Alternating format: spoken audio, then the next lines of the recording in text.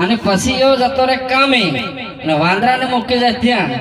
વાંદરો ઉઠે, ઝાડે ચડી જાય અને પેલા નાહી જવા દે ને પેલો આંડલીમાંનું બધું દહીં ખાઈ જાય.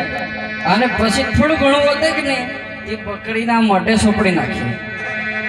હવે પેલો ધણી આવે હાનનો, કામ કરે થાકેલો, અને હાણ રાંધવા દહીં જોવે તો દહીં મળે નહીં.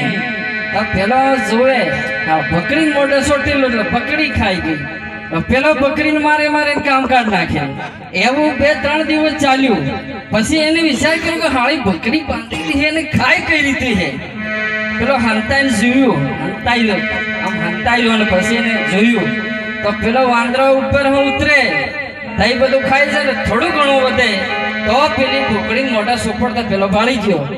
હા કે ભૂલ ત્યાં છે કે એટલે કે કહેવાનો મતલબ એવી જ રીતે આપણે અત્યારે શું થાય, ઉપર પેલા દિલ્હી વાળા મોટા મોટા વાંદરા ઉપર ઉતરે એટલે આ પેલું બધું દહીં ખાઈ જાય, બધું દહીં ખાઈ જાય. અને પછી થોડું ઘણું વધે કે એ પેલા નાના મોટા કર્મચારીઓ, સરપંચ હોય, તલાટી હોય, નાનો MLA હોય, આવા નાના કર્મચારીઓને સોંપડી આલે આપણે.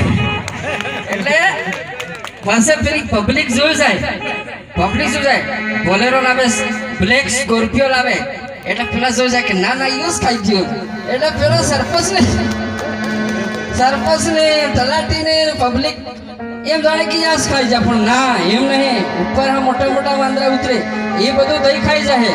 આ ખાલી થોડો વધે એ સરપંચ ને બિચારાને મોઢે સોંપડી દે એટલે પબ્લિક ને દેખાય કે યાસ ખાઈ ગયા, એટલે એને જ ગાળે. તે બહેનો સંડાસ બાથરૂમમાં આવે તો બહેનો